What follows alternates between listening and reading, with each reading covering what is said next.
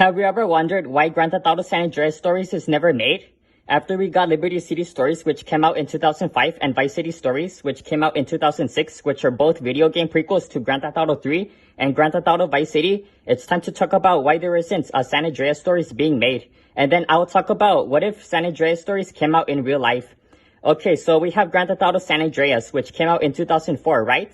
Yes, it's absolutely true. 50% of people think that Rockstar Games announced that unexisted game after the success of Grand Theft Auto San Andreas. And others say that it got cancelled. Well, that's not the case on why Grand Theft Auto San Andreas doesn't have a video game DLC prequel.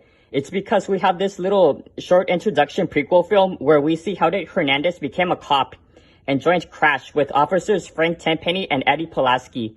Ken Rosenberg leaving the hospital before he was trying to call Tommy on the payphone at night, Big Smoke, Ryder, Sweet, and everyone at Growth Street hanging out with each other, and what is CJ doing in Liberty City before heading back to Los Santos after his mom Beverly Johnson died of a gunshot inside of their home. So that's why San Andreas Stories is never made.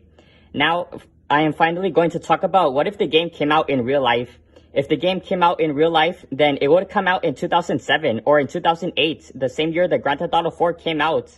4 years after San Andreas came out, like how Liberty City Stories came out in 2005, 4 years after Grand Theft Auto 3 came out in 2001, and Vice City Stories came out in 2006, 4 years after Grand Theft Auto Vice City came out in 2002.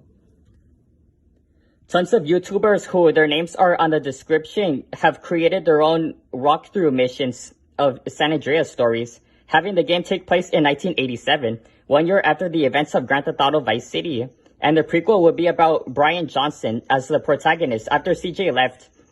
And we will later get to see how did Brian got killed off, like getting killed off by the Balas at the end of the game. And Brian would have been the second protagonist to get killed off after Victor Vance from Vice City Stories gets gunned down to death at the opening of Grand Theft Auto Vice City.